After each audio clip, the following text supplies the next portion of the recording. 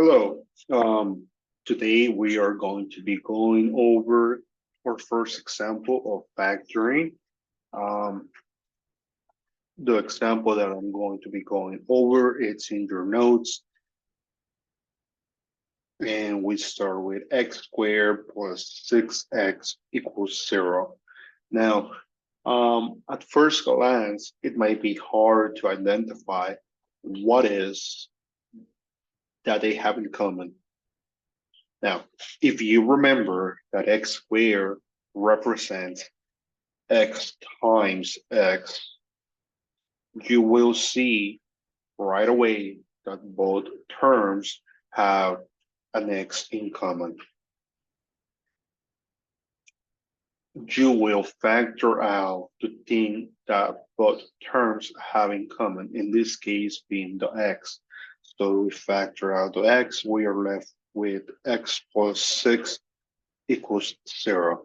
Now that we have now that we are left with x times x plus 6, we can use the zero product property that states that if you have A times B, you will get that either A equals 0 or that B equals 0.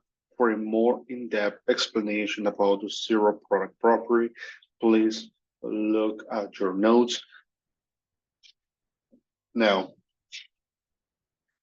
this represents A and x plus 6 represents B.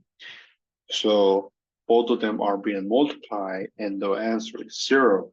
That means that either x equals 0 or x plus 6 equals 0. And as you guys can see, x equals 0, it's our answer right away. We don't have to do anything else. But for x plus 6 equals 0, we need to isolate x. And we're going to start by subtracting 6 from both sides. And we're going to be left with x equals negative 6.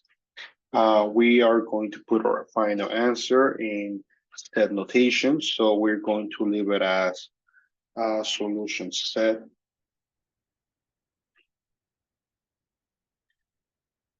And we're going to be left with 0, negative 6. For this class and at this moment, a solution set represents a group of numbers.